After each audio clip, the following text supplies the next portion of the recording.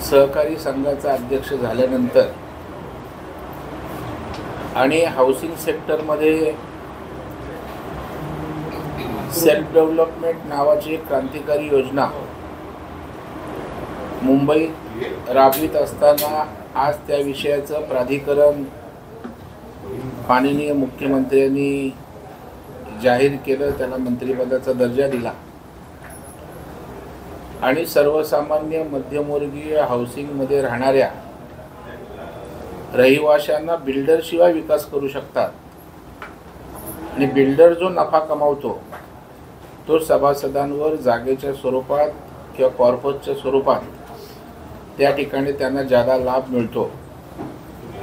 अशा प्राधिकरणाचा अध्यक्ष म्हणून झाल्यानंतर आज रत्नागिरीत या ठिकाणी येतोय। आज प्रामुख्यानं बैठक जी आहे ती कोकणात सहकार त्या ठिकाणी वाढावा, कारण राज्य सहकारी संघ हा महाराष्ट्राचा शिखर संघ आहे, ज्याची स्थापना राष्ट्रपिता महात्मा गांधीजींनी बैठक घेऊन 106 वर्षापूर्वी केली होती। आणि मग अशा वेळेला तिथे नेतृत्व करत असताना कोकणात सहकार वाढला पाहिजे। कोकणात अडचणीतल्या सहकारी संस्थांना ऊर्जितावस्था मिळाली पाहिजे। वेगवेगळे प्रक्रिया उद्योगाच्या माध्यमातून इथल्या आर्थिक विकासाला बळकटी मिळाली पाहिजे। या अनुषंगाने या ठिकाणी रायगड, रत्नागिरी आणि सिंधुदुर्ग या जिल्ह्याची जी सहकारी बोर्ड आहेत, जे राज्य संघाची जिल्ह्याची बोर्ड आहेत, जी शिक्षण प्रचार प्रसाराचं काम करतात, तर त्यांच्या विभागीय बैठक या ठिकाणी लावलेली आहे आणि त्यामध्ये कोकणात सहकाराच्या माध्यमातून आणखी संस्था नाविन्यपूर्ण करता येतील का, असणाऱ्या संस्थांच्या अडचणी काय आहेत आणि भविष्यामध्ये कोकणात सहकार वाढावा म्हणून काही ॲक्शन प्लॅन करता येतो का, यावर आज तिन्ही जिल्हा बोर्ड, सहकार खात्याचे अधिकारी, पुण्यावरून आलेले राज्य संघाचे सर्व अधिकारी अशी एक संयुक्त बैठक आहे आणि निश्चितपणे त्या बैठकीच्या माध्यमातून कोकणच्या सहकाराला एक दिशा मिळेल। कधी काळी ग्रामीण भागाचा विकास सहकाराच्या माध्यमातून झाला, पश्चिम महाराष्ट्र विकसित झाला, तिकडे साखर कारखानदारी, सूतगिरण्या, मोठ्या संस्था उभ्या राहिल्या आणि तिथली अर्थव्यवस्था बळकट झाली, तिथल्या शेतकऱ्याला आर्थिकदृष्ट्या उन्नती झाली, प्रगती झाली। आज कोकणामध्ये फलोत्पादन प्रक्रिया उद्योग सहकारी तत्वावर होऊ शकतो। मासेमारीवर प्रक्रिया करणारा उद्योग या ठिकाणी आपण उभा करू शकतो सहकारी तत्वावर। पर्यटनाच्या माध्यमातून सहकाराचं जाळं या ठिकाणी आपल्याला उभं करता येईल।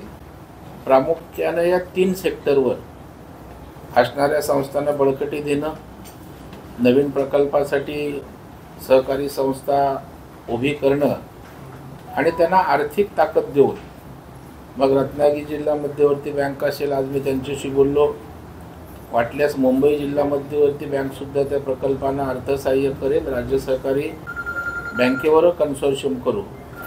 कारण मी जेव्हा मुंबई जिल्हा बँकेचा अध्यक्ष म्हणून काम करतो तर राज्यातल्या कारखान्यांना त्या ठिकाणी आम्ही कर्ज देतो, सूतगिरण्यांना देतो, अगदी अचलपूरसारख्या ठिकाणी बच्चू कडूंनी संत्र्यावर प्रक्रिया करणारा कारखाना काढला, त्यालाही आम्ही मुंबई जिल्हा बँकेने 15 कोटी रुपये दिले। आणि मग जर आम्ही महाराष्ट्रभर त्या ठिकाणी अशा प्रकारचं अर्थपुरवठा करत असू तर मी कोकणच्या मातीतनं येतो, या कोकणातही काहीतरी व्हावं। सहकारात काम करत असताना, एका बँकेचं नेतृत्व करत असताना, राज्यातल्या सहकार शिखर संस्थेचं नेतृत्व करत असताना या मानसिकतेतनं त्याची सुरुवात आपण आजच्या बैठकीतनं करतोय आणि त्याच्यामुळं निश्चितच येणाऱ्या काही काळात कोकणामध्ये सहकार त्या ठिकाणी वाढलेला दिसेल। असणाऱ्या संस्थांच्या अडचणी दूर करण्याचा प्रयत्न करू आणि सगळ्यात विशेष म्हणजे आज कोकणात मोठ्या प्रमाणावर काजू उत्पादन होतं, नारळ होते, कोकम आहे आपल्याकडे, मासेमारी मोठ्या प्रमाणावर आहे, टुरिस्टला प्रचंड अशा प्रकारचा स्कोप आहे तर या सगळ्या गोष्टींमध्ये काय काय करता येईल, सरकारच्या मदतीनं त्या सरकारचा राजश्रय घेऊन अर्थपुरवठा बँकेकडून करून आणि इथली सहकारी संस्था जर उभी करून काही लोक पुढे आली तर अशा प्रकारची प्रकल्प किंवा योजना करण्याचा मानस आहे. आणि त्या अनुषंगाने आज प्राथमिक अशा प्रकारची बैठक त्या ठिकाणी होते. कोकणामध्ये किती आहे साधारण, पण त्या वाढवणं गरजेचं आहे का? म्हणजे आहेत, अत्यल्प आहेत. काजूवर प्रक्रिया करणारे मला वाटतं एक राजापूर लांजाला बी भेट दिली होती. 8-10 कोटीचा प्रकल्प आहे, विचारे जयवंत विचारे. आणि मला वाटतं हाताच्या बोटावर मोजण्या इतक्या आहेत. तर ह्या जर एकत्रित केल्या आणि त्यांना एक व्यवस्थित योजना लावून दिली, अर्थपुरवठ्याची हमी दिली, सरकारनं त्याला बॅकअप देण्याचं काही योजना केली, तर मला वाटतं एकदा कॉन्फिडन्स बिल्ड झाला तर मला वाटतं आहेत त्या संस्थाही मोठ्या करता येतील किंवा नव्यानं आणखी चांगल्या संस्था आपल्याला निर्माण करता येतील. राज्य आणि कोकण याचा जर विचार केला तर आपण म्हणता सहकार इथे वाढला पाहिजे. तो वाढला नाही असं सर आपण काय अभ्यास केला किंवा आपलं ऑब्झर्वेशन काय आहे? एक आणि जिल्हा बँकेत आपण जाऊन आला तर जिल्हा बँकेने किती सहकार्य दाखवलं अशा, म्हणजे आपण म्हणता मुंबई बँकेकडनं मी अर्थसहाय्य करू शकतो अशा जर त्यांनी काही योजना राबवल्या तर आपण चांगला कोकणातल्या पूर्ण सहकाराचा माझा अभ्यास आहे. कारण पश्चिम महाराष्ट्रात गावची पाणी पुरवठ्या संस्थेपासून विकास कार्यकारी सोसायटीपासून तुमचं अगदी पेट्रोल पण तिथली सहकारी संस्था विकते, तुमची बी बियाणं पण विकते. आपल्याकडं काही संस्था आहेत परंतु जे मोठ्या प्रमाणावर जाळा असायला पाहिजे ते नाही, किंवा आहेत त्या संस्था असं काही नेत्रदीपक कामगिरी केली असं नाही. आता पतसंस्था म्हटलं तर अपवादात्मक एक 5-6 संस्था सांगता येतील. आज प्रक्रिया उद्योग तुम्हाला आठवून एक नाव सांगायला हवं. तर मला वाटतं जर आपण विदर्भासारख्या ठिकाणी प्रक्रिया उद्योग संत्र्यावर उभा राहतो तर आपल्याकडं तर फलोत्पादन मोठ्या प्रमाणावर आहे, तर त्याच्यावर उभं राहू शकतो. किंवा जे करतायत ते बऱ्याचदा त्या ठिकाणी त्यांना आर्थिक पाठबळ नसतं, सरकारी बॅकअप नसतं. मग या सगळ्याचा एक एकत्रित असा विचार करून त्यांच्यासाठी काय नेमकं केलं पाहिजे, त्याच राज्य सहकारी संघाच्या मार्फत तशा प्रकारचा आम्ही कृती आराखडा बनवणार आहोत. आणि जिल्हा बँकेच्या मार्फत आपण बोलताय तर मी मुंबई जिल्हा बँकेचा अध्यक्ष आहे, मी कार्यक्षेत्र माझं मुंबई आहे. तथापि आम्ही सहकारी चांगले प्रकल्प असतील तर राज्यभर अर्थपुरवठा करतो. पुढे कोण काय करेल मला माहीत नाही, पण मी अशा प्रकल्पांना पैसे द्यायला तयार आहे. बरं, गेले 15 वर्षापासून मी सांगतोय. जे महाडला माझा सत्कार हिरवळ प्रतिष्ठानने केला, 15 वर्षापूर्वी मी अध्यक्ष झालो, तेव्हा मी त्यांना आवाहन केलं होतं कुणीतरी 1-2 प्रकल्प करा, तुम्हाला अर्थपुरवठा मी त्या ठिकाणी करतो. तर मला वाटतं धाडसानं पुढं आलं पाहिजे, मदत करायला सगळे तयार आहेत. आता मला लांजाचे एक ग्रस्त भेटले, ते काजूवर प्रक्रिया, ते मगाशी आले होते ना, ते महाडेश्वर. तर त्यांना मी बोललो तुम्हाला ताबडतोब मी मदत करेन, मी शोधात आहे कोण काहीतरी करते का. तर मला वाटतं त्याच्यामुळे जिल्हा बँकेला पण विनंती केली. आमचे पटवर्धन तिथे संचालक आहेत, त्यांना सहकारी माहीत आहे. पण मुंबई बँक जर आम्ही एक इनोव्हेटिव्ह योजना आणतो गिरणी कामगारांसाठी, माथाडी कामगारांसाठी, लाडक्या बहिणींसाठी, तिथे प्रक्रिया उद्योगांसाठी, तर मला वाटतं बँकेचं डिपॉझिट घेणं आणि कर्ज देणं या पलीकडे करण्यासारख्या अनेक गोष्टी आहेत.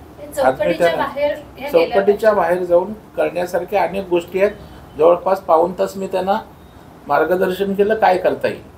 आता लाडक्या बहिणींना आपण 1500 रुपये दिलेत, पण ते खर्चाण्यात जातात त्यांची. मग मुख्यमंत्र्यांची इच्छा आहे की हे 1,500 पण अर्थव्यवस्थेत आले पाहिजे. मुंबईत आज मी बिनव्याजी कर्ज या 1500 लाडक्या बहिणींना 1 लाखापर्यंत देतो. 200 महिलांनी मी गेल्या 15 दिवसात आपण बिनव्याजी कर्ज दिलं. आज त्या घरात छोटे मोठे इमिटेशन ज्वेलरी किंवा डबा पोचवणं व्यवसाय करतायत. थोडक्यात 1,500 त्यांना असेच खर्च होण्यापेक्षा आता ते गुंतवणूक करायला लागले. 5 महिला एकत्रित आल्या तर आम्ही 5 लाख रुपये देतो. त्याच्यामुळे हे जर लाडक्या बहिणींचे पैसे अर्थव्यवस्थेत आले तर सरकारवरही बर्डन पडणार नाही. आणि त्याचं एक महिला सबलीकरण बोलतो तर नुसते 1500 देऊन होणार नाहीत, तर त्यांना हे छोटे मोठे व्यवसाय, तर अशा अर्थाच्या अनेक गोष्टी मी आज जिल्हा बँकेत सांगितल्या. आणि जिल्हा बँक सक्षम आहे, चांगली बँक आहे. बरं, कोकणातल्या सगळ्या 5ही जिल्हा बँका ताकदवर नाहीत, अ वर्गात आहेत. मुंबई जिल्हा बँक त्या ठिकाणी अ वर्गात आहे. 15,000 कोटीची बँक आहे, ठाणे जिल्हा बँक 8-10,000 कोटीची बँक आहे, रायगड बँक 6-7,000 कोटीची आहे, तुमची 5,000 कोटीची आहे, सिंधुदुर्ग 2-2.5 कोटीची असेल. मी बोललो ह्या 5 बँका आपण जरी एकत्रित आलो आणि आपण जर एकत्रित प्रोग्राम केला, म्हणजे प्रत्येक बँकेने साधारण एक 200 कोटी रुपये जरी द्यायचं ठरवलं तरी त्या ठिकाणी 1,000 कोटी रुपये आपण कोकणासाठी, कोकणच्या विकासासाठी, प्रकल्पासाठी देऊ शकतो. ही भूमिका मी आज जिल्हा बँकेत मांडली. सिंधुदुर्ग बँक तर तयारच होईल, नितेशजी राणे तयार आहेत, ठाणे जिल्हा बँक होईल, मग रायगड जिल्हा बँकेची पण बोलेन. आणि ह्या 5 बँकेची एक बैठक मी लावणार आहे की आपण केवळ डिपॉझिट घेणं आणि कर्ज देणं या पलीकडे आर्थिक ताकद आपल्याकडे आहे, तर ती या कोकणच्या विकासासाठी, प्रकल्पांसाठी किंवा योजनांसाठी कशी मार्गी लावता येईल याचा आम्ही एकत्रितपणे विचार येणाऱ्या काही दिवसात करणार आहोत. वासियांसाठी प्राधिकरणामार्फत आपण काय देणार आहोत? अजून मला तिथे दिलेलं नाहीये. आता माझं कार्यालय म्हाड्याच्या इमारतीत येईल. माझे अधिकार, कार्यकक्षा या पुढच्या कॅबिनेटला किंवा त्याच्या पुढच्या कॅबिनेटला येईल. आणि माझी ते मला द्यायच्या अगोदर मी यांच्याशी चर्चा पण केली. 200 इमारती तुमच्याकडे इथे पुनर्विकासाच्या आहेत.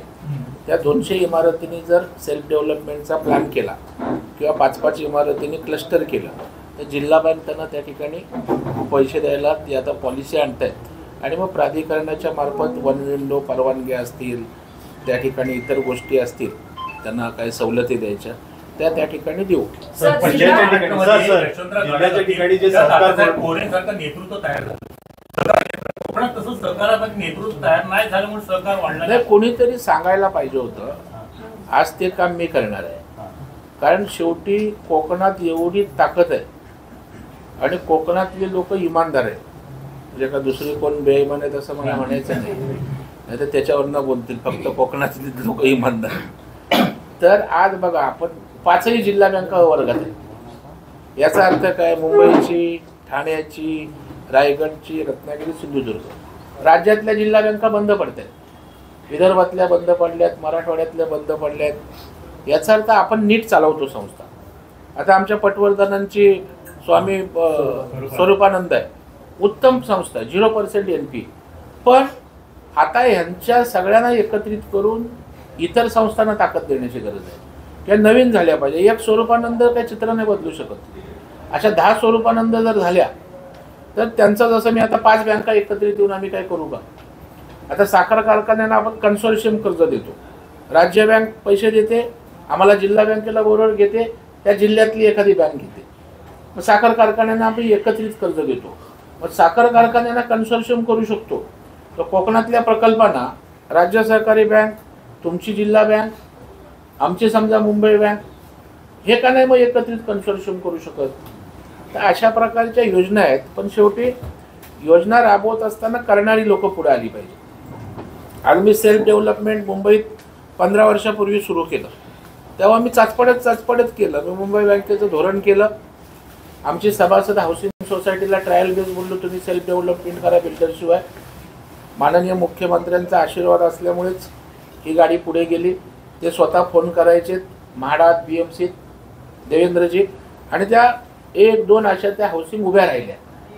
नंतर याच्यातला फायदा दिसायला लागल्यावर मग आता ते अभियान झालं, ते वारं मुंबईत गेलं. मग आम्ही एक परिषद घेतली 12,000 चेअरमन सेक्रेटरीची नेस्कोला, गोरेगावला. तिथे देवेंद्रजी आले, एकनाथरावजी शिंदेसाहेब आले. तिथे आम्ही 18 मागण्या दिल्या की हाऊसिंगला सवलती द्या. मग CM साहेबांनी त्या सवलती दिल्या, 16 GR केले. पुन्हा ती मुवमेंट वर आली. आता तुम्हाला सांगतो मी, माझ्याकडे 1600 प्रस्ताव मुंबईचे बिल्डिंगचे आले.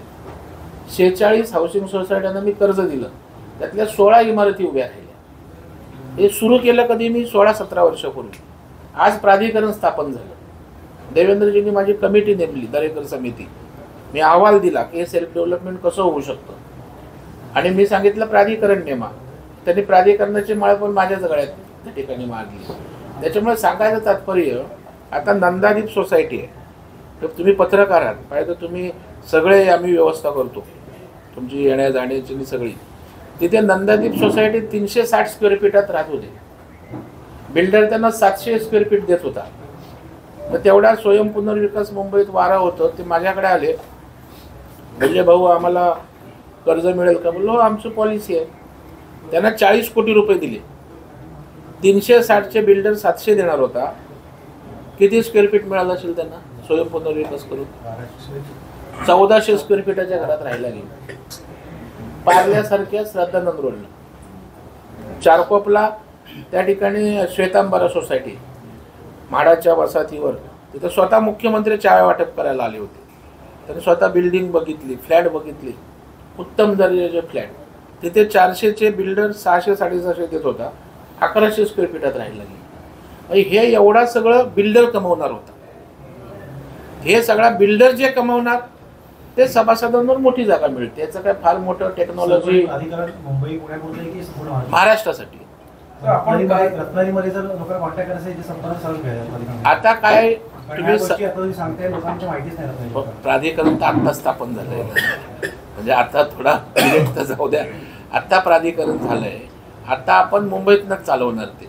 नंतर मग आपण डिव्हिजनल एखादी व्यवस्था करू. कुठलंही आस्थापना उभी राहते एका दिवसात का राज्यभर नाही. आता सुदैवानं माझ्याकडे राज्यभर नेटवर्क असणाऱ्या 2-3 राज्याची फेडरेशन्स आहेत. जसं की आता महाराष्ट्र राज्य सहकारी संघ आहे. प्रत्येक जिल्ह्यात त्यांचं जिल्हा सहकारी बोर्ड आहे. व त्या जिल्हा सहकारी बोर्डातनं मार्गदर्शनाचे एखाद्या टेबल ठेवायचा का? कारण ते महाराष्ट्रातल्या सगळ्या जिल्ह्यात आहे. तर ते आता मुख्यमंत्र्यांकडे मी बैठक मागितली पुढच्या आठवड्यात. मग याच्यामध्ये आणखी काय काय तुम्ही जसं बोलताय राज्यस्तरापर्यंत, तर तसं आपण करणार. आता समजा इथे तुमचं रत्नागिरीत करायचं आहे, तर आता इथे पटवर्धन आहेत ना, हाऊसिंग फेडरेशनचे अध्यक्ष आहेत. तर हाऊसिंग फेडरेशनमध्ये आता बऱ्यापैकी सगळीकडे झालेत. त्याच्यामुळे हाऊसिंग फेडरेशनच्या मार्फत पण आपल्याला ती यंत्रणा राबवता येईल. बरं, आता आपल्याकडे मोबाईल आणि इंटरनेट झाले, त्याच्यामुळे कुठलीही गोष्ट काय आपण फिजिकली भेटलो नाही तर होणार नाही असं काही नाहीये. 2 दिवसापूर्वी आपण मुंबईला पत्रकार क्लस्टर डेव्हलपमेंट नेमका प्रश्न विचारला, कारण ते लोकांना अजून स्वयं आणि समूह. आपलं पहिले एक इमारतीचं सेल्फ डेव्हलपमेंट होतं.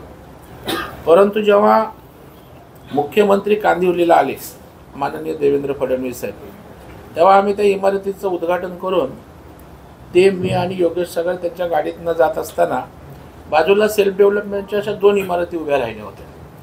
तेव्हा ते बोलले, अरे तुम्ही सेल्फ डेव्हलपमेंट योजना चांगली आहे, परंतु त्या ठिकाणी अशा हॉरिझॉन्टल उभ्या जर इमारती उभ्या राहिल्या तर मुलांना गार्डन कसं मिळणार, मैदान कसं मिळणार, स्विमिंग पूल कसं मिळणार.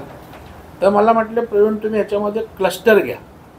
4-5 सोसायट्या एकत्र आल्या तर तुम्हाला त्याचं नियोजन प्रॉपर करता येईल.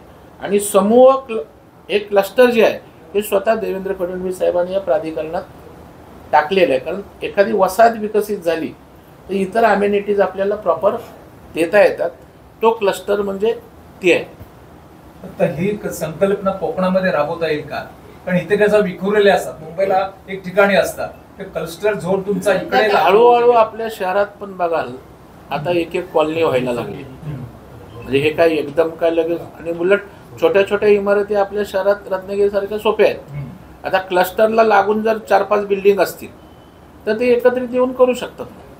सर, सहकार बोर्डासंदर्भात मुगाशी तुम्ही बोलला की जिल्ह्याच्या ठिकाणी जे आहे त्याला ताकद देण्यासाठी काही प्रयत्न करणार आहात. आज मी बैठकच तेवढ्यासाठी लावली की पूर्वी सगळ्या राज्यामध्ये विभागीय प्रशिक्षण केंद्र आहे, परंतु रायगड, रत्नागिरी, सिंधुदुर्गला विभागीय प्रशिक्षण केंद्र नव्हतं. ते 2 जिल्हे तिकडे कोल्हापूरला जोडले होते, काही जिल्हे नाशिकला जोडले होते. मी माझ्या संचालक मंडळाच्या पहिल्याच बैठकीत कोकणला विभागीय प्रशिक्षण केंद्र देण्याचा निर्णय केला. आणि जे मला आता वाटतं सहकार वाढला पाहिजे, तर ते ट्रेनिंग सेंटर इथल्या ज्या सहकारी संस्थांना मार्गदर्शन करेल. नवीन या सहकारात येणारी काही तरुणी असतील किंवा जे असतील त्यांना कशा संस्था कराव्यात, त्याचे फायदे काय, याचं पूर्ण प्रशिक्षण त्या विभागीय प्रशिक्षण केंद्रातून दिलं जाणार आहे. त्याच्यामुळे जिल्हा सहकारी बोर्डानं ताकद देणं, त्यांना स्टाफ देणं, त्यांना इतर व्यवस्था पुरवणं हे आता राज्य संघाचंच अडचण आहे आर्थिकदृष्ट्या, कारण शिक्षण निधी त्यांचा बंद केलेला आहे. त्या सगळ्या विषयासाठी मुख्यमंत्र्यांकडे मी बैठक मागवली आणि राज्य संघाची सगळी ताकद, शेवटी फावडा आपल्याकडे माती ओढते, कोकणचा माणूस राज्य संघाचा अध्यक्ष झाला आहे, तर तिथल्या सगळ्या व्यवस्था मॅक्झिमम सिंधुदुर्ग जिल्हा बोर्ड, रत्नागिरी बोर्ड आणि रायगड बोर्डाला नक्कीच आणू आपण. आणि त्याच्यासाठी तर मी बैठक लावली. ते म्हणा, सोसायटीला कर्ज देणार, पण चालू करण्यासंदर्भात मुख्यमंत्र्यांकडे मी बैठक मागितली. या आठवड्याभरात नवरात्री होती म्हणून बैठक म्हणजे पुढे गेले. या 8-10 दिवसात बैठक होईल. आज काय होतं, खाजगी ट्रेनिंग देत आहेत, त्याच्यावर सरकारी यंत्रणेचा दबाव आणत आहेत. 1,500 2,000 रुपये त्या ठिकाणी ट्रेनिंग तर देत नाहीत, सर्टिफिकेट लागतं ऑडिटला म्हणून देतात. या सगळ्या व्यवस्था बंद करून राज्य सहकारी संघ 106 वर्षाचा आहे, त्याचं कामच शिक्षण प्रशिक्षण देणं आहे. तर त्यांचा शिक्षण निधी पूर्ववत चालू करावा म्हणून येणाऱ्या 8-10 दिवसात ऑफिसेस जे या बैठकीत आपण मागणी केली. बोर्डाचे जे ऑफिसेस आहेत सर, त्या संदर्भात काय होणार, काय ट्रेनिंग कुठे देणार त्यांना? आता आपण काय करू, तीच जागा बघतोय. आम्हाला जागा आजच मी पटवर्धनांना सांगितले, रत्नागिरी शहरात जर मिळाली तर उत्तम आहे, नाहीतर जिथे कोकणात आता जागा मिळेल, शक्यतो रायगड, रत्नागिरी, सिंधुदुर्गाच्या मध्यवर्ती म्हणजे प्रवासाच्या दृष्टीने पण सोयीचं होईल. तर अशा पद्धतीची जागा राज्य सहकारी संघाचं प्रशिक्षणाचं जे काम आहे, शिक्षण प्रशिक्षण प्रचार प्रसिद्धीचं काम जे सुरुवातीपासून जे होत आलेलं आहे ते थोडंफार कमी अवस्थेत चालू आहे. खरं आहे, पुनर्गमन कसं करणार? थोडंफार नाही, बऱ्याच अंशी कमी झालंय. एकेकाळी आमच्याकडे 500-600 स्टाफ होता, आता 200-250 स्टाफ त्या ठिकाणी. तुम्ही अधिकारी आहे ना साहेब, आपण साहेब, आपण आता दरेकर साहेब, आपण कोकणचे नेते आहात, आता प्राधिकरणाचे अध्यक्ष झाले. आपला काय विजन आहे का कोकणसाठी? आपला एक अध्यक्ष प्राधिकरण. माझं खूप मोठं विजन आहे. कोकणातल्या तरुण तरुणीने त्याच्यात सहभाग झाले पाहिजे. तुमच्या पत्रकारांचं मला त्या ठिकाणी साथ पाहिजे. माझं तर म्हणणं आहे, पहिले 3 प्रकल्प, एक मासेमारीवर प्रक्रिया करणारा, एक फलोत्पादनावर प्रक्रिया करणारा आणि एक पर्यटनाच्या दृष्टीनं एखादा इंटिग्रेटेड असा प्लॅन किंवा 2 दिवस आला तर कोकणात ही टूर करता येईल अशी करणारी जर फळी पुढे आली तर त्यांना जी आर्थिक ताकद लागेल ती आम्ही मागे उभी करू. जे सरकारी तुम्हाला पाठबळ लागेल ते आपण त्या ठिकाणी करू. फलोत्पादन मंत्र्यांशी पण बोललो मी, भरत गोगावलेंशी, की आता तुम्ही त्या माध्यमातून काही करणार असाल तर आर्थिक व्यवस्थेची मी बँकिंग तुमच्यासमोर जोडून देतो, सरकार म्हणून तुम्ही पुढाकार घ्या. आता तुम्ही जरा बाकीच्या पण आपल्या लोकांना हलवा, माझी तयारी आहे. सोसायटी डीम कन्व्हेन्स होतं, पण नावाला डीम कन्व्हेन्स होत नव्हतं. सेल्फ डेव्हलपमेंटसाठी माननीय मुख्यमंत्र्यांनी GR केला आहे, शासन निर्णय केला आहे की सेल्फ डेव्हलपमेंटचे जर कन्व्हेन्स असेल 1 महिन्यात तुम्ही करायचं, नाही केलं तर ते ऑटोमॅटिक त्यांचं कन्व्हेन्स होईल. तशा प्रकारच्या सूचना सर, पण शासन याला फळवाटा बिल्डर जे आहेत ते अशा पद्धतीने करतात की जो खरेदी करत असतो त्याच्यामध्येच एक आता क्लॉज टाकून देतात की अगदी बरोबर आहे. ते लिटिगेशन चालत हां. राहतं, त्याच्यामुळे 10-20 वर्ष ते पेंडिंग. ते 1 महिन्यात निपटारा करायचा, जे असेल ते 1 महिन्यात निकाली लावायचं, अशा प्रकारचा शासन निर्णय झालेला. पण जर सेल्फ डेव्हलपमेंट नसेल तर काय? नाही, त्याच्यासाठी आता सध्या मी जो विषय हातात घेतलाय, आता बाकीचं एकटा मी काय सगळं जग नाही बदलू शकत. आता सेल्फ डेव्हलपमेंटसाठी आपण हे केलेलं. सर, महापालिका निवडणुकांच्या दावे मराठीत होईल आणि तो ठाकरे बंधूंचाच होईल असा दावा संजय राऊतांनी केलेला आहे. संजय राऊतांवर मी काय बोलू, आता त्यांना माझ्यासारखा माणूस पण सिरियस घेत नाही. सकाळी उठल्यावर त्यांना काहीतरी बोलायला लागतं. बरं, बोलायला काय पैसे लागत नाही, अक्कल लागत नाही. उद्या सपाचे पण आबू आजमी बोलतील माझा महापौर होईल, काय करू शकतो तुम्ही? संजय राऊतांनी महापौर करण्यासाठी मुंबईत फिरतायत का? मुंबईचे प्रश्न माहीत आहेत का? मुंबईच्या मराठी माणसांसाठी काय केलं? आम्ही केलं. हे सेल्फ डेव्हलपमेंट प्राधिकरण आहे ना देवेंद्रजींनी, मुंबईतला मराठी माणूस बाहेर जाऊ नये ह्याच्यासाठी केलं. तुम्हाला उदाहरण सांगतो मी, नंदादीप सोसायटीच्या उद्घाटनाला मी गेलो होतो. बरं, शूट आहे सगळं. पराग आळवणी तिथले आमदार नेहमी फीत कापत असताना त्या माझ्या भगिनी होत्या, त्यांच्या डोळ्यातनं अश्रू आले. बोला ताई चांगला आता 1400 स्क्वेअर फीटात जाणार, रडताय का? जर रडत नाही बोलतात. आम्ही साहेब नालासोपाराला जायचं ठरवलं होतं. आमच्या मुलाचं लग्न ठरलं आहे. आता जागा छोटी असल्यामुळे आम्हाला पर्याय नाही, पण तुमच्या सेल्फ डेव्हलपमेंटमुळे इमारत झाली, आता आम्ही जात नाही तिथे. मराठी माणूस तिथे राहिला. आज तुम्हाला गिरगावला, शिवडी, परळ, वरळी इकडे 150-150 स्क्वेअर फीटात राहतात गिरगावला लोक. माहीत आहे, कामाटीपुरात 50 स्क्वेअर फीटात राहतात. ड्रम बाहेर असतो, स्टोव बाहेर असतो. ती लोक सेल्फ डेव्हलपमेंटमधनं त्यांना आता मोठी जागा मिळणार आहे. मराठी माणूस आम्ही मुंबईत ठेवणार आहोत. त्याची परतफेड शिंदे साहेबांनी सांगितलं, आम्ही गेलेला मराठी माणूस बाहेर त्याला पण आम्ही इथे आणणार आहोत. त्यामुळे आमच्या मराठी माणसाचा आहे ना, फक्त बोलून चालत नाही. उद्धवजी ठाकरे साहेब राज्याचे मुख्यमंत्री होते. शिवडीचा आमदार अजय चौधरी होता. अजय चौधरी होते. अभिद्यनगरचं डेव्हलपमेंट कुणी केलं? देवेंद्र फडणवीस साहेबांनी CNDचा निर्णय घेतला. 180 स्क्वेअर फीटातना 641 स्क्वेअर फीटात अभिद्यनगरचे लोक जात आहेत. स्थानिक आमदार अजय चौधरी असताना 2.5 वर्ष उद्धवजी ठाकरे साहेबांना सांगतायत अभिद्यनगरचा पुनर्विकास. 100% शिवसेनेला मतदान करणारी उद्धवजी ठाकरे साहेबांना गेली 40-50 वर्ष. त्या अभिद्यनगरवालचे 15,000 रहिवासी राहतात. देवेंद्रजींनी कार्यक्रमात स्टेजवरनं CMनं फोन केला तेव्हा एकनाथ शिंदे साहेबांना, तिथे जाहीर केलं आणि आज त्यांचं टेंडर निघालं. 641 स्क्वेअर फीट तिथल्या मराठी माणसाला घर आम्ही देतोय. उद्धवजी ठाकरे साहेबांनी 2.5 वर्षात फाईलला हातपण नाही लावला. अजय चौधरींनी पाठपुरावा पण केला ना. अजय चौधरींनी केलं, त्यांचा आमदार तिथला, ना उद्धवजींनी केलं.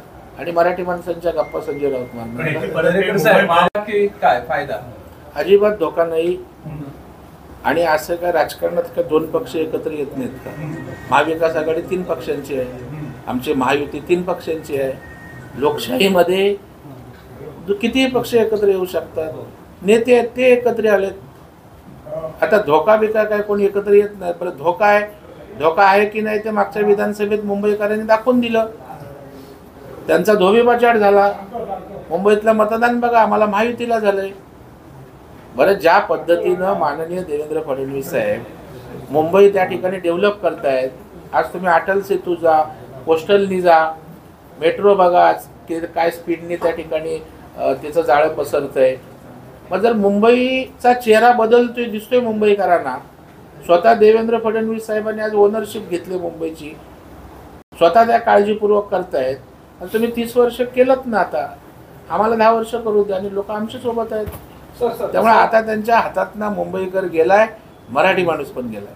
सर, अवैध साधारणपणे जो कर्ज वाटप झाले त्याचे मुख्य सूत्रधार नितेश राणे आहेत असं राजन तेलींनी देखील पत्र लिहिलंय. पोलीस महासंचालकांना इतर ठिकाणी तक्रारी केल्या. त्यानंतर आता प्रेसमध्ये पुन्हा संजय राऊत देखील आले. मला केस काय माहीत नाही, आरोप काय मला माहीत नाहीये, त्याच्यामुळे त्याच्यावर बोलणं उचित नाही. आरोप असेल तर त्या अथॉरिटी त्याची दखल घेतील. परंतु मला असं वाटत नाही की नितेश राणेंचा हस्तक्षेप पण त्या जिल्हा बँकेत नसतो. त्याच्यामुळे ते अशा प्रकारचं काय असेल असं मला अजिबात वाटत नाही. तर त्यात माहिती घेऊ. आम्ही महायुती म्हणूनच लढणार, त्याच्यात कुठल्याही प्रकारची शंका नाही. परवा एकनाथ शिंदे साहेबांनी सुद्धा त्यांच्या मेळाव्यात सांगितले, माननीय देवेंद्रजींनी पण भूमिका स्पष्ट केली. त्याच्यामुळे महायुती म्हणूनच आम्ही स्थानिक स्वराज्य संस्था असेल, महानगरपालिका लढणार. आरोप केला आहे पुन्हा सदाभाऊ खोतांनी असं म्हटलं की जिल्हा सांगली जिल्ह्याची बँक आहे तिथे नोकर भरती झाली, त्यामध्ये 30 लाख रुपये एका जागेला घेतलेली भरती झालेली आहे. सहकार मंत्र्यांवर थेट आरोप केले जाते. नाही, मला वाटतं जर आरोप असेल तर ते आमदार आहेत, त्यांनी त्या ठिकाणी आरोप आहेत ते अथॉरिटीकडे करावे. अधिवेशन आहे, अधिवेशनामध्ये ते विधिमंडळात आहेत. त्याच्यामुळे मला वाटतं आरोपाबरोबर त्या आरोपाची सत्यता पडताळण्यासाठी आपण सांगितलं पाहिजे. मी कानावर ऐकलेलं आहे किंवा आमचे गोपीचंद पडळकर यांनी सुद्धा या विषयावर आवाज उठवलेला आहे. त्याच्यामुळे सदाभाऊंनी हा विषय जर असेल तर मला वाटतं ते चव्हाट्यावर आणते. सर, बाळासाहेबांच्या मृत्यूवरून शिवसेना नेते रामदास कदम यांनी केलेल्या वक्तव्यामुळे सध्या आरोप प्रत्यारोप सुरू आहे. एकंदरीत काय वाटतं की सहानुभूती मिळेल यामुळे शिवसेनेला की काय? मला वाटतं अशा प्रकारचं घाणेरडं राजकारण, कोणाच्या मृत्यूवरून सहानुभूती मिळवणं किंवा कोणाला जाळलंय म्हणून सांगून प्रतिकार करणं, मला वाटतं आपल्या राजकीय संस्कृती परंपरेला शोभणारं नाही. कुणी असो, एखादी गेलेली व्यक्ती असेल, नेता असेल तर त्याच्यावर अशा प्रकारचं बोलणं हेही चुकीचं आहे. आणि त्याला प्रत्युत्तर देत असताना त्याने गाय मारली म्हणून आपण वासरू मारायचं, म्हणून त्या ठिकाणी रामदासभाईंच्या पत्नीच्या बाबतीत पुन्हा असं वक्तव्य करणं, मला वाटतं दोन्ही गोष्टी चुकीच्या आहेत. ते लोकांनाही आवडत नाही आणि मला वाटतं राजकीय आम्ही लोकांनी अशा व्यक्तिगत गोष्टी टाळल्या पाहिजे. त्याच्यामध्ये ते का विकण्यात आलं असं तुम्हाला बहुतेक संघाचं कोणतरी भेटलं नाही आणि त्याच्यामध्ये 27 महिने झाले तिथल्या कामगारांना पगार पण मिळालेला नाहीये. मी संघाच्या कामात याच्यासाठीच लक्ष घातलंय की महात्मा गांधीजींनी स्थापन केलेला हा संघ आज त्याची अत्यंत वाईट अवस्था आहे. तिथल्या कर्मचाऱ्यांना आज पगार मिळतो, पण कमी पगार मिळतो.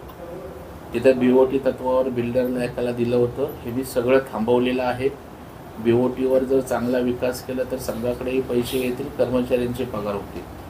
सरकारने इतर संस्थांना जे ट्रेनिंग द्यायला दिले ते संघाला शिक्षण निधी द्या, म्हणजे तो विषय निकाली लागेल. त्याच्यामुळे संघाचे विषय सोडवण्यासाठीच खरं म्हणजे मला एवढा वेळही नाही, परंतु जर सहकारात काम करतोय आणि सहकाराची शिखर संस्था अडचणीत असेल तर आपण पळ काढू शकत नाही. म्हणून मी त्याच्यात लक्ष घालतोय. आम्ही संघाच्या कर्मचाऱ्यांना पगारही चांगला देणार, त्याच्या व्यवस्था करणार आणि BOT कोणाला अशा बिल्डरच्या घशात घालणार नाही.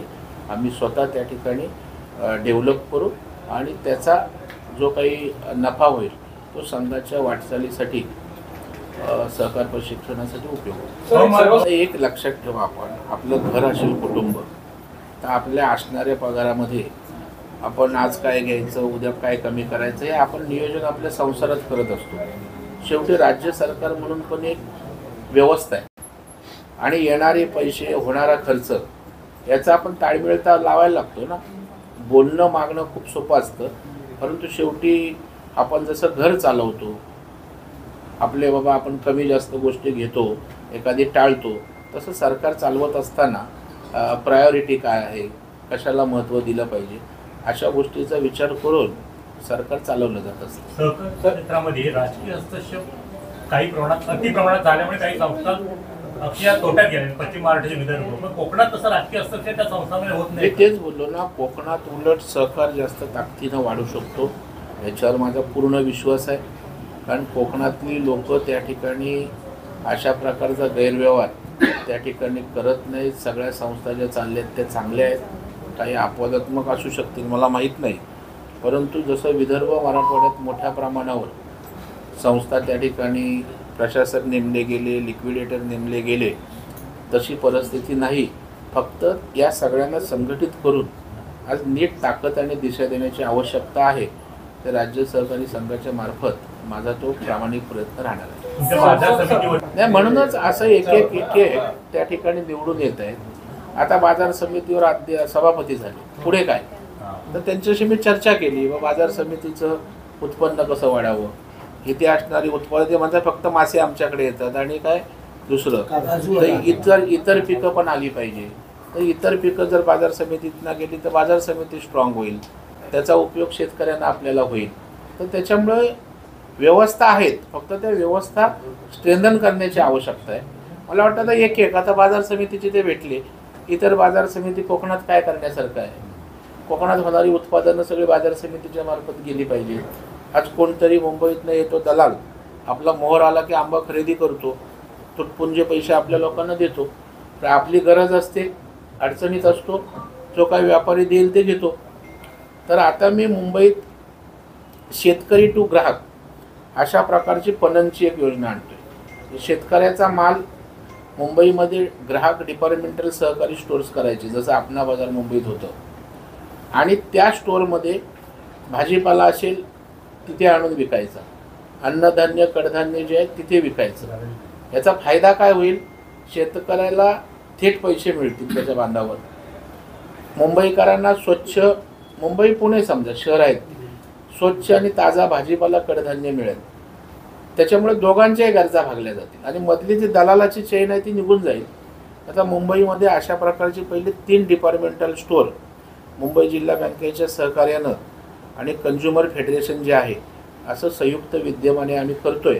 आणि ती 3 स्टोअर झाली, कारण माझा एक विश्वास असतो की पहिला आपण सक्सेस स्टोरी उभी केली पाहिजे. केवळ गप्पा मारायच्यात, मोठी मोठी स्वप्न दाखवायची नाही.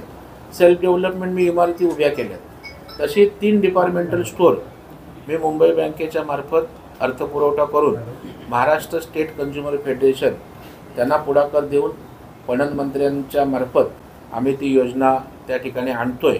जेणेकरून कोकणातला आंबा आहे, आज मुंबईत त्या ठिकाणी एक्सपोर्ट होतो, बाहेर जातो. जर आंबा आम्ही त्या ठिकाणी खरेदी केला, हे मोहर येऊन खरेदी करतात तुमच्या, त्यापेक्षा आम्ही येऊन आंबा उत्पादकांना सांगितलं तुम्हाला पैसे आम्ही देतो, इन ॲडव्हान्स देतो, तुमचं सगळे आंबे मुंबईत आणा मुंबईकरांना तो पण इंजेक्शन मारलेला पावडरचा आंबा नाही खायला लागणार ना. त्याच्यामुळे असं सगळ्या बाजूनी अशा प्रकारच्या चेन उभ्या करता येईल. पण आता मी ही सुरुवात केलेली आहे, त्याला गती यायला थोडा वेळ लागेल. महिला पतसंस्था, महिला सहकारी पतसंस्था, महिलांची संख्या जास्त आहे, पण त्यांना किती आपण पाठबळ देणार? किंवा ताई तुम्ही पुढाकार घ्या, मी तुम्हाला महिला सहकारी संस्था करून देतो. आपल्याकडे प्रश्न याचाच आहे की आपण सांगतो ताई, स्वतः कोण पुढे येत नाही. मी आता महाराष्ट्रात 3000 महिला सेवा सहकारी संस्था करून दिल्या. आमच्या चित्राताई वागणी करून दाखवणाऱ्या पाहिजेत. माझ्या मुंबई बँकेत 1 महिना महिला 40 महिला बसल्या होत्या. त्यांना बायलॉज आणणं, रजिस्टर्ड करणं आज राज्यात केल्यात. आता माननीय मुख्यमंत्री शासन निर्णय करणार आहेत की या महिला संस्थांना 25% शासनाची कामं द्या येणाऱ्या महिन्याभरात. ऐका ना, तर तुम्ही पुढे येऊन आता लाडक्या बहिणींसाठी महिला बँक आणली, महिला पतपेढी. आपण कोण कोकणात एकतरी झाले का? मला वाटतं आपण सांगण्याबरोबर कृती करणाऱ्या महिला आल्या पाहिजे. तुम्ही पुढे, तुम्हाला मी सांगतो, मी सगळे रजिस्टर करून देतो, नंतर चालवावी कशी ते सांगतो, सगळं करतो. पण आता तुम्ही सांगितल्यावर तुम्ही कोणाला तरी पकडून करा एक, म्हणून मी त्यांना बोललो तुम्हीच करा, मी नोंदणी करून देतो. आमचा पाठिंबा आहे. सर, रत्नागिरीत ऑलरेडी एक महिला सहकारी पतसंस्था आहे, पण तिला आपल्याकडनं कसं प्रकारे आपण मॅडम पाठबळ देऊ शकतो? आता 2 प्रकारचे आहेत. पहिल्या महिला संस्था आहेत, महिला बँका पण आहेत. मी पुण्यातच गेल्या आठवड्यात जिजामाता महिला बँक आहे, उत्तम महिलांनी चालवलेली बँक आहे. जवळपास 700-800 कोटीची आहे ती बँक जिजामाता. सगळ्या महिला डायरेक्टर आहेत. विद्या महिला संस्था आहे. तुमची महिला रेग्युलर महिला संस्था आहे. आता शासनाने त्याच्या लाडक्या बहिणी आहेत 1,500 वाल्या, त्यांना सांगितलं तुम्ही बँक करा तुमची, त्यांना वेगळ्या सवलती देणार आहे. आणि महिला बँकेला शासन मदत करेल ना. तुम्ही काय मदत करावी ते सांगा ना. आता तुम्ही सांगितलं मदत करा, काय मदत केली पाहिजे? साहेब जरांगे पाटील असं म्हणतात की सर तुम्ही लाडक्या बहिणींना कर्ज देत आहे, उद्या केवायसी मध्ये जर तिचं योजना बंद झाली तर कर्ज माफ होणार आहे. आता हे बघा, त्या बाईला मिशा असतात तर आता पहिलं त्यांना मदत होते ना. आता बघा सरकारने दुसरा उपाय काढला. आता आम्ही बिनव्याजी आता कर्ज देतोय आम्ही. आता महिला छोट्या छोट्या व्यवसाय करतायत. उद्या जर या महिला स्वतःच्या पायावर उभ्या राहिल्या तर आर्थिक परिस्थिती सुधारणार ना आपोआप. त्यांची ती योजना बंद होणार. कोण असे तुम्ही आशा बाळगू नका, पॉझिटिव्ह विचार करा. आणखी मजबूत होईल का बोलायला? शेवट आषाढी वारीच्या निमित्तानं जी पूजा होते विठ्ठलाची ती उपमुख्यमंत्र्यांच्या हस्ते होते, पण यावर्षी 2 उपमुख्यमंत्री आहेत, सॉरी कार्तिकी. तर ती पूजा जी आहे ती नेमकी कुणी करावी अशी मंदिर समिती. आम्ही अत्यंत अंडरस्टँडिंग आहे. एक पूजा ते करतील, एक दुसरे करतील, तिसरी देवाभाऊ करतील. आपल्याकडे देवदैवत खूप आहेत.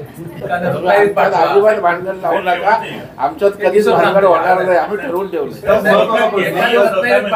केंद्रीय सहकार मंत्री अमित शहाकडे ते केंद्रीय खातं सहकार नवीन निर्माण झालं. महाराष्ट्राला नेमका त्याचा काय फायदा झाला? चांगला प्रश्न विचारला देतात. महाराष्ट्राला खूप फायदा झाला. पहिलं देशात अशा प्रकारचं सहकार खातच नव्हतं. कृषी मंत्रालयात एक छोटासा डेस्क फक्त सहकार खात्यासाठी होता. कृषी विभागाअंतर्गत एक छोटा पार्ट 1%. त्याच्यामुळे केंद्र सहकाराला महत्त्व देत नव्हतं. सर्वप्रथम सहकार खातं काढलं. खात्याला अमित भाईंसारखा ताकदवान मंत्री दिला, म्हणजे सिरियस घेतलं. सहकार पॉलिसी आणली, सहकार धोरण आणलं. ते पण आपल्या कोकणातल्याच सुरेश प्रभू ते धोरण बनवायला ते होते.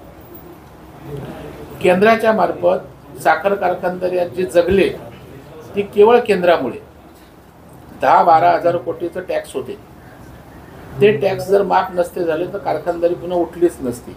अमित भाई शहानी माननीय देवेंद्रजींच्या विनंतीवर तो निर्णय केला. आज गावागावामध्ये पॅक सोसायटी आहेत. आज पॅक सोसायट्यांना वेगवेगळ्या प्रकारचे 20 व्यवसाय करायला परवानगी आहे. माहीत किती लोकांना मला माहीत नाही. तुम्ही पेट्रोल पंप पण पॅक सोसायटीवर काढू शकता. 151 व्यवसाय. पहिले 20 होते, वाढत गेले. म्हणजे गाव पातळीवर त्या सोसायटीच्या माध्यमातून सहकारातून सक्षम व्हा.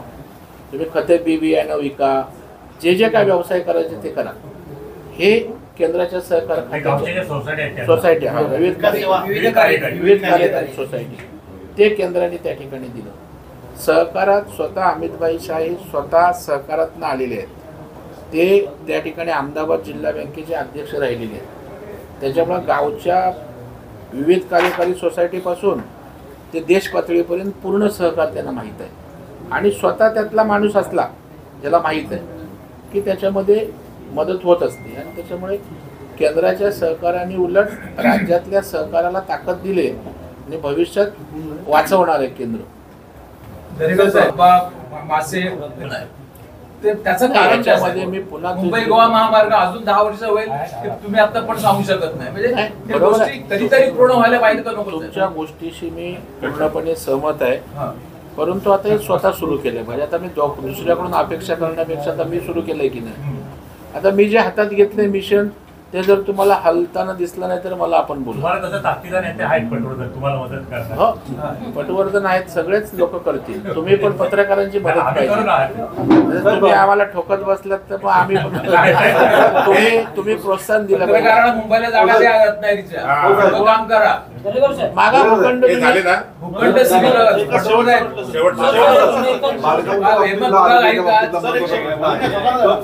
शेवटचा पण नक्की शेवटचा